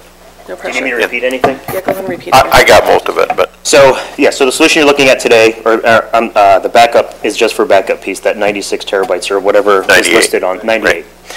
So that's for backup solution today to take that over, but the figure that Aaron referenced, the 100 terabytes, that's for production workloads, so actually the operating systems that make all the applications that the county uses run. So that's why there's a discrepancy. There's a component on there called VX Rail. That is a component that's going to essentially take over that 100 terabytes that Aaron referenced. I see.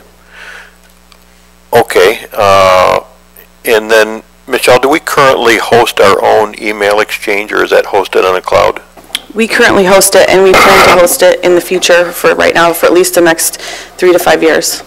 How much data are we talking about there, if you know, ballpark? 600 terabytes right now, I think, is what we're at. A round number. 8 terabytes. Oh, 8 terabytes total. 8 terabytes, I'm sorry. Okay. That's it for me for now, thank you. Okay. When we had spoke, I understood this to be a 3-year purchase. Correct. We'll spread out, Right on that. the capital funds that were approved for this project were spread out where we would make 3 payments to cover the cost of everything, which includes the cybersecurity option, production, data, and disaster recovery, as well as the cybersecurity. Me and Sarah, we're not paying it all at once. Rarely do that, but, except for the road commission.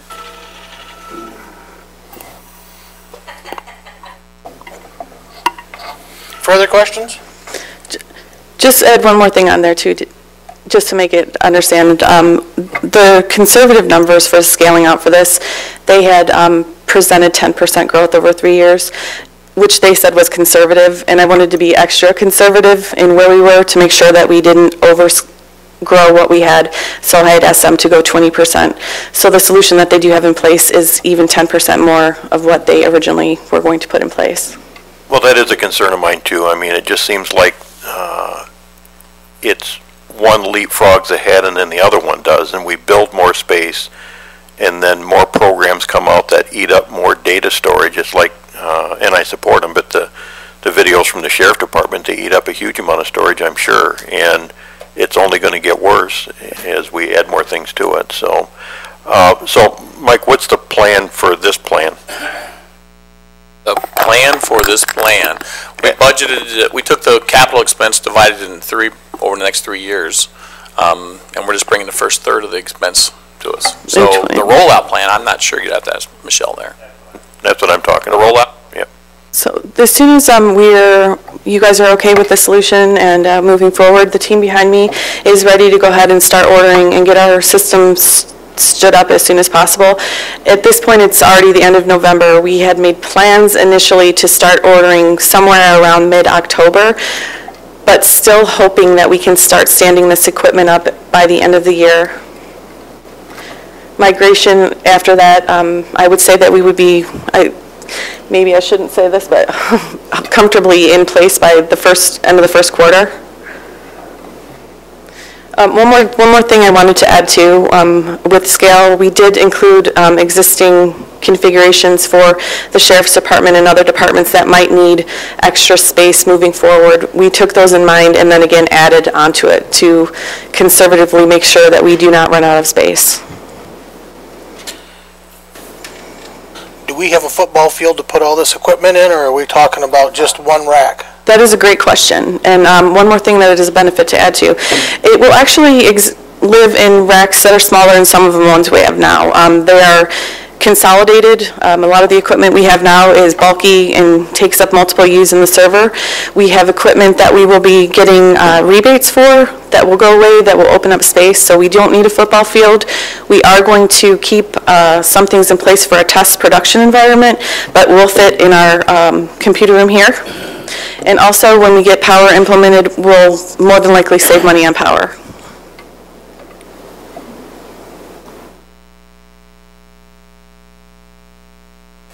If there's no additional questions, it'll go to committee and full board. Okay. Thank you, gentlemen, for coming. Thank you, guys. Have a good day.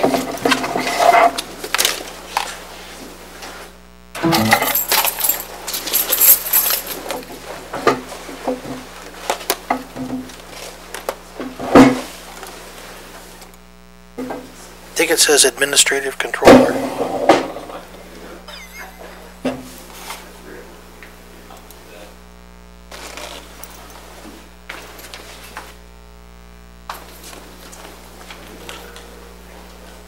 Obviously, next up is the policy discussion, 4070 standing of our committees, and basically, hopefully everyone's got it there. What we did was we basically went through all of our different departments and divided them up amongst the committees, trying to balance to some degree the committee workload as well as simplify it. So we have public safety / transportation, and if you have in front of you there that blue shows where they were. The blue those used to be in affairs and agencies. Now they're in that public safety transportation. And then human services is in green, and of course that committee would remain human services. And then the third committee is general government, which is the personnel and finance place. And you can see where we moved those things there, IT, facilities, and so forth. I guess the real, is questions, concerns about the policy. I just had one on placement, like the Parks and Fair under Human Services. I don't know, was there a particular reason for that instead of going under General Government? No, just to balance it, or what? Because it doesn't was, make sense to me to put it in Human Services. We can move it. That's fine. I don't have a problem with that. Everyone feel comfortable with that? I'm okay with that, but Mike, I think the big part of it was also primarily to balance things out more. Right? It was about balancing things out. It's so lopsided right now. Yeah. So we can move, we'll move the Parks and Fair to General Government. Well, and if you were talking about moving things, the Michigan Works Southeast would be more appropriate to be in Human Services, because a lot of that is connected with Human Services and DHHS and stuff like that. So I'm good with that, too. I would say that Michigan Works Southeast is more appropriate to be under Human Services as well. Works for me. Yes, sir. So, Mike, the plan is to run this through our current committee and then look at it Tuesday night, 2 weeks from today, and then plan on implementation in January, probably. Correct. And everybody's comfortable with moving the things we've already just talked about for committee? Just consensus. There's no one who disagrees with that? So we're going to move Parks and Fairs to General Government. We're going to move Michigan Works to Human Services. Yeah. Works for me.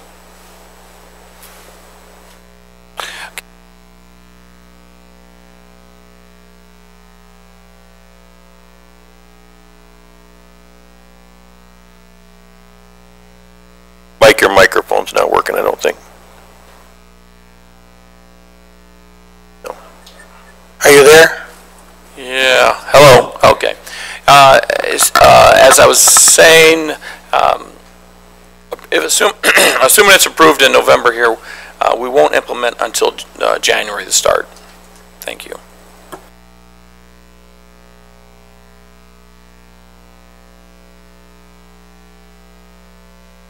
MIDC.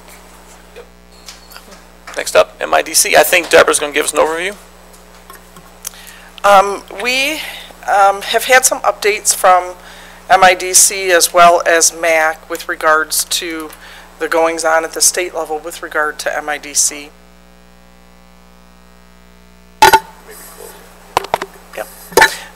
So I wanted to update and bring this back to the board for consideration. The MAC has advised us that their conversations with regard to funding are complete at this point. They have come to a resolution with MIDC that they are satisfied with. The resolution that they came up with was a 50% upfront payment as opposed to 20%, and then we would receive quarterly payments in April and July of 25%. That is contingent upon quarterly reports that would be due, which have always been part of the plan. There's always been reports that have been included in what their requests are or what the mandates are. So the reporting issue does not change. My recent communications with MAC have indicated that their communications with MIDC now are on that data collection and what that data collection will look like, as well as the 180-day clock and when that 180-day compliance clock will start. They still have disputes about that. So as far as the funding, it appears that MAC is satisfied with the resolution that they have come up with. My concern on our end, I've been doing things behind the scene to slowly comply without hiring any staff. We've submitted our budget. I do have some concerns about getting some people on board to assist in guiding us through this process and work through the process with us, primarily the public defender, the chief public defender. If we do not comply, there's a mediation process that occurs with MIDC and us, it would occur. And basically, if they don't like what we say, that they're going to mandate. So the most recent article that I heard, or that I saw actually last week from Oakland County, was that they did have a resolution in Oakland County after mediation. Oakland County does not necessarily agree with it, but it's what they're going to mandate on them. So I would like to be part of the process in deciding what we think is best for Jackson County instead of having something mandated upon us. So I think it's best if we move forward and comply as best as we can and start to move forward.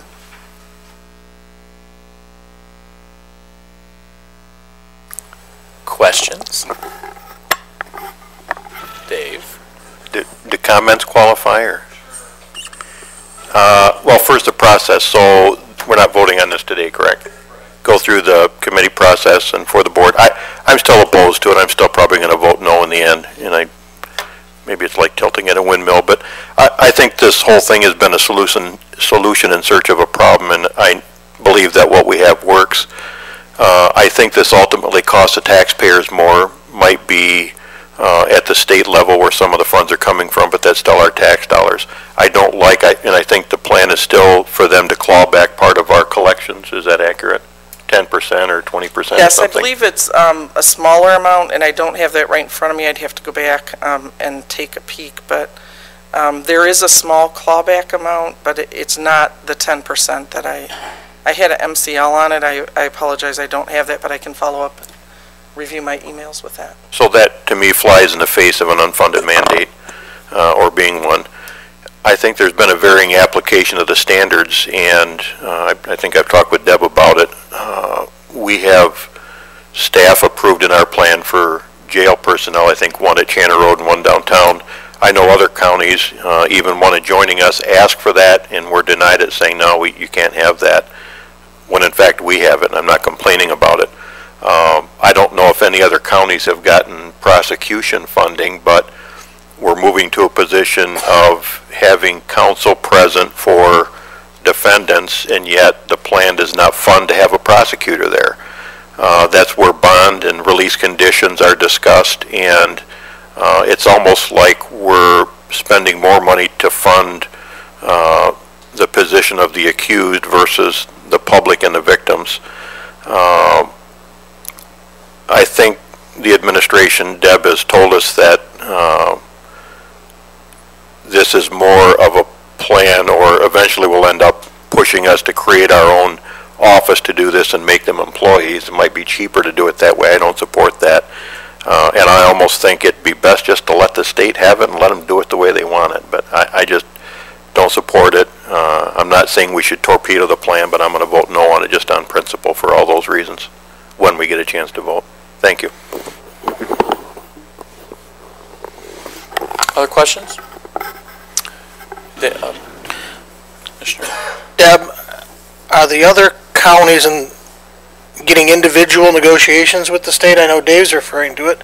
Are they getting other items that, I mean, it's not being covered as a blanket agreement, obviously, which I don't think is fair in any way, shape, or form from the state. But is that how the state's chosen to handle this? To my knowledge, the only negotiations that I'm aware of are the ones between MAC and MIDC. If there's individual communications that are occurring, I am not aware of those. I tried when we submitted our first plan to include prosecutorial as well as court staff, and I was flat out told that if I didn't remove those requests, that our plan would be denied. And I believe, from what I read in the Oakland County lawsuit, that was one of their arguments, is that they felt that that was an unfunded mandate because of the additional staff in other areas that would be necessary. I do not believe they got it in Oakland County with the plan that is being, and from what I read, it appears that there's a plan that's being imposed upon them. So I do not believe that they received that in Oakland County. But it is a disagreement. I believe there's a lot of angst in how much of this has been handled. I would tell you that I made contact with MAC a couple times on this, and Dina had said that they are not negotiating individually with different counties, which kind of flies in the face of what I've heard. But at the same time, because I raised that point, I'm like, well, I understand, we're getting an officer and another county's not. And she said I needed to, and I haven't, but she said, well, you need to look at the details of that. There might have been a circumstance that why they were eligible or why you're eligible and while someone else isn't. And I don't know enough about Lenawee to know, but maybe Dave does. I didn't say Lenawee, but you're reading my mind. But can I point out that I'm not necessarily talking about recent negotiations through MAC. I'm talking about the original plans that were approved, which is totally absent of any participation by MAC in the early stages of the plans that were approved. And again, I know of the one county that did not get what we got, and I guess I'd be curious to know, it probably doesn't matter for most of us, but is any other county got prosecution or court funding for these plans? Because it's certainly going to mean more work for both of those people, and at this point, we're stuck, at least for the prosecutor's office, with either not being able to afford having prosecutors at arraignments or having to increase the prosecutor's budget to do that. And the same thing with additional court paperwork. I mean, I think all of you know that I go to Chief's meeting down in Lenawee County, and we talk fairly frequently about it, and they've created their own office down there. And I just am not looking forward to this, and I'm not even the one like the clerk's office and the prosecutor that's going to have to handle, or the sheriff having to handle elements of this. Well, I can tell you that in my conversations with Mac as well as other administrators, we are all on the same page. We agree that we feel like this is an unfunded mandate to some degree. It's not as in your face, if you will, but nonetheless, they're sliding in costs on us through a clawback as well as the additional staff that we're going to need. No doubt about it. And so far, well, Oakland County had taken up the challenge and being the, if you will, the big dog in the pack, and they failed. So we're concerned that in the end, we will have no choice but to abide by or be imposed upon. Well, I will say, and this is the last thing I'll say on it, but I think this is not in the best interest of all the people we serve, which are the taxpayers in our community, and we're at the point where we're funding both sides of the criminal justice system here. We're funding the prosecution of accused, and we're funding the defense of the accused, and it just seems inappropriate to me, and I just don't think what we have works. And again, this is a solution in search of a problem to me. Okay. If there's no other questions or comments? I did have 2 additional comments, if I can. The Oakland County, as of October 2nd, MAC, I did find the email, MAC indicated Oakland County has filed for appeal to the Supreme Court. However, the Supreme Court has not yet accepted the appeal. And then I did also find the clawback has been changed to 20%. I apologize for that. House Bill 5985, and it's due to go into effect December 23rd, 2018. And it is 80% retained by the county and 20% remitted to the state.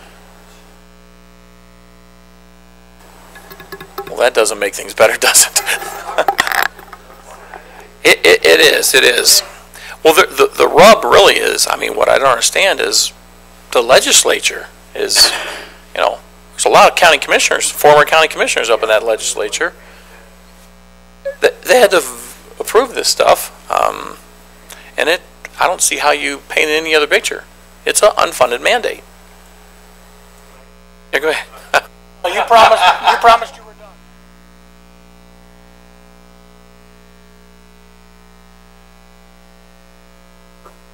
I can't answer that. I'm not familiar with what circuit court typically collects. District court, in my past experience, generally ranges between $100,000 and $300,000. I can't speak specifically to our numbers, but it's a couple $100,000 typically that collections amount.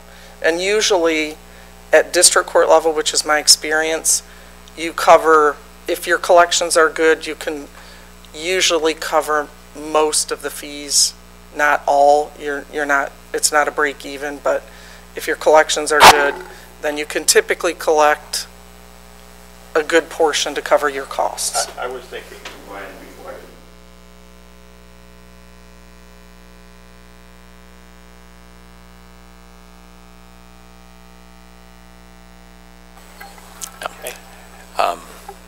Yeah. Okay, we'll see you at the committee. We'll talk some more.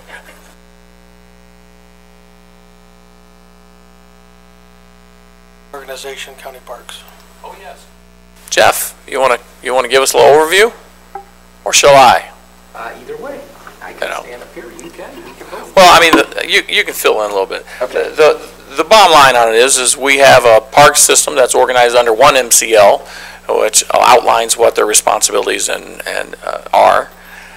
And then we have another MCL that we want to move to that outlines, you know, what they are. Frankly, a few years ago, what was it? I think it was it 13 when we first were looking at that? Mm-hmm. In 13, we looked at it with the Parks Board, because remember they had wanted to move some responsibilities around, and as did this board. And ultimately, the Parks Board approved the Parks Director report to the administrator, me. They did supported that and voted on that, as did this board. And while that's fine, they have the authority, and you have the authority to do that, the old MCL doesn't really spell it out that way. So I can understand where someone would say, well, you know, you're not in compliance with that MCL, but we're not out of compliance with the overall scope of the law because both bodies agreed. But the new MCL allows us to do what, Jeff? Well, there's just, it's designed to be significantly more flexible in terms of what you as a county commission might want to do. So let me add to Mike's comments. The purpose here and the reason this came forward is simply, it's something that Mike asked me to take a look at, and Deborah also, probably almost 2 years ago, we first, and it had a lot to do with the fact that we have made some changes, or you as a board have made some changes over a period of time that are not, do not fit in with MCL 46. MCL 46 is very restrictive. It defines specifically how many board members you'll have. It defines specifically that 3 of those positions will what they will be, where they'll come from, and it, as a piece of legislation, limits you to managing county parks and the resources surrounding those county parks. So, and all personnel report directly to, under the statute, to the Board of Park Commissioners. So in 2014, as Mike pointed out, you made some changes to have the park director and the staff reporting to the park director to begin to report directly to this board or its designee, which you made the county administrator controller. So you made that change. The other is, which seems like an unintended consequence, but you abolished the road commission, and one of the mandated positions under MCL 46 is the chair of the road commission. And there is no road commission, so that person isn't represented on the board any longer. And then the third is that you moved the county parks director to oversee the fair, or fairgrounds. And again, the legislation didn't really account for that. So under MCL 123.51, you basically are allowed to organize the board overseeing, and if you read this statute, it says recreation and playgrounds, but the courts have consistently ruled that that includes parks and can operate and overseeing and identifies counties as well as cities and townships to oversee your county park system. And it allows you to determine the size of board, who you want on the board, how those appointments are made. It pretty much gives you complete discretion in terms of, and flexibility in terms of how you want to put the board together, and it specifically identifies that this MCL 126.51 is designed to allow you to combine boards and or combine responsibilities beyond the ordinary scope of county parks. So it basically gives you significantly more flexibility moving forward to manage and combine responsibilities that you may want to throughout the county. Give those to your county park board. Anybody? Questions? Sarah? So, right now, we would continue to keep it at 11, right? The Parks Board?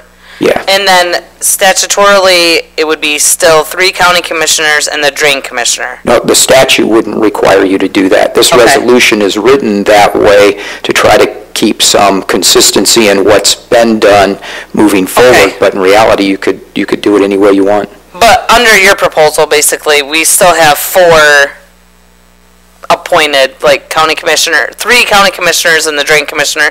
Is there any other representation in the county on the Parks Board under what you wanted moved to under what I've written? I only have described, or Mike has written, I should say. We've only described 3 county commissioners, actually, there isn't any reference to the drain commissioner or the planning commission. But or I road would commission. assume that because of all the water and all that, the drain commissioner would still be a part of this Parks Board, right? Or no? I Does think he that- choose not to? That's this board's prerogative, frankly. Yeah, you decide that. I can tell you in my conversations with the drain commissioner, I foresee him being on the Parks Board, but it's up to the board here. But he very well could be. Yeah, but that would be something you would decide on a case-by-case basis. This wouldn't, unlike MCL 46, this wouldn't require you to do that. Okay, so basically at committee then, are we gonna establish who, like how these other positions are gonna be? Are they just gonna be all public members, or are we gonna actually? Yeah, they currently are. So with the combination of the Fair Board and Parks Board, and I see, you did mention that the at least three people would be from the Fair Board itself, for fair, I guess, week of Fair Board.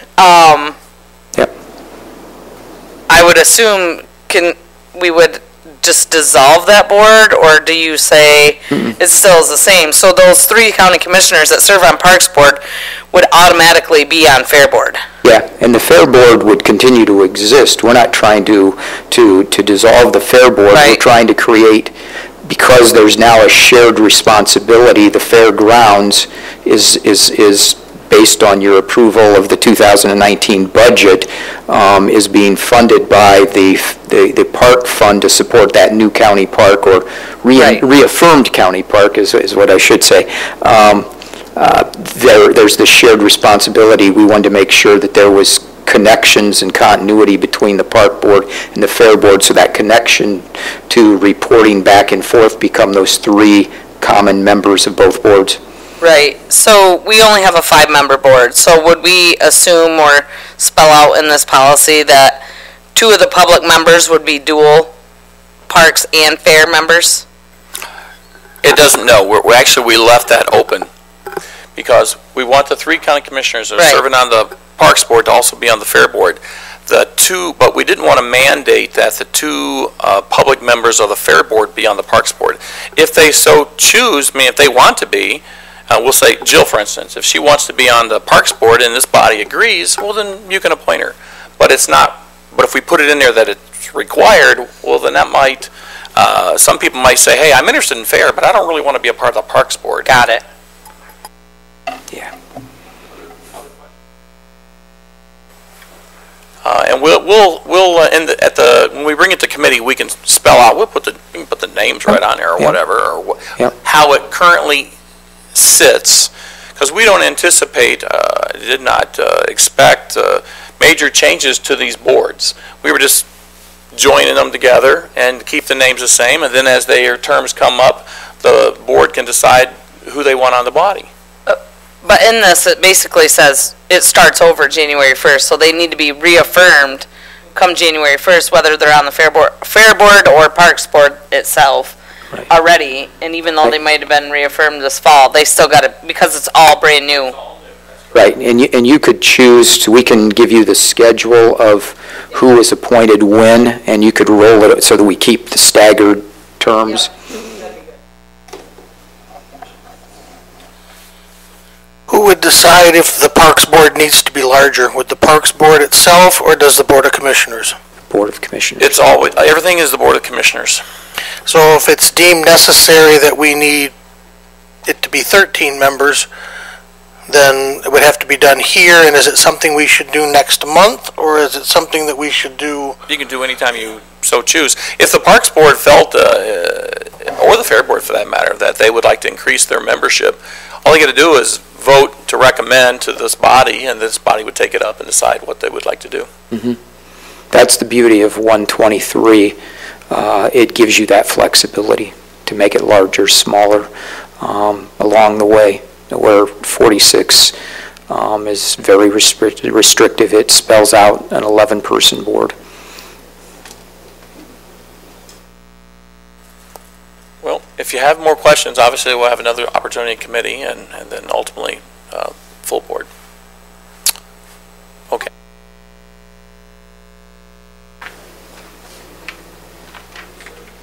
Any other items to come before the board?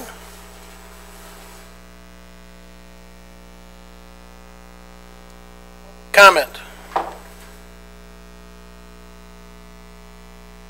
Seeing none nor hearing none. Commissioner comments?